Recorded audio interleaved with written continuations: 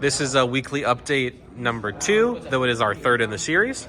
Basically, as you've already seen, the frame is fully assembled, and what we have here is we have the little Pi Bird that will be holding the Pico, the battery, and all the other wiring components. And Ben here is figuring out how we can attach it to the frame and hopefully maybe replace a ring to minimize weight. Because right now, that is about 108 grams without this attached.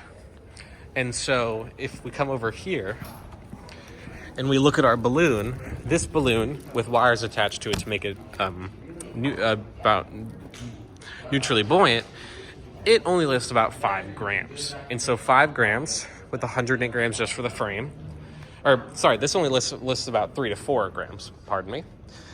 With 3 to 4 grams with 108 grams for the frame, that's a lot of balloons for the frame alone, not including the Pico or any of those components. And so currently we're looking to hopefully basically take a bunch of Mylar, seal it up in here, and then inflate it with helium, basically creating a bladder for to go inside of it. Because as we looked it up, Zeppelins actually have bladders. They don't just inflate a steel chamber and then vacuum it out. They just have a bladder.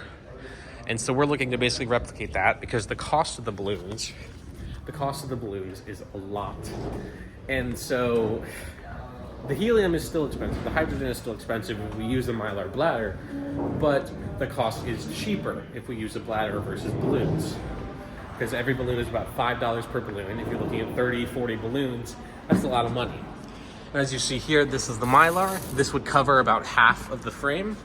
And so if we take 2 of those, we stitch them together or seal them together in some way, basically like a chip bag, or like the Mylar balloon you've already seen. And then we inflate that, we seal a valve in it.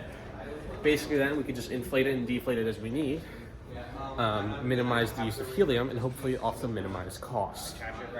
So thank you for watching this update video.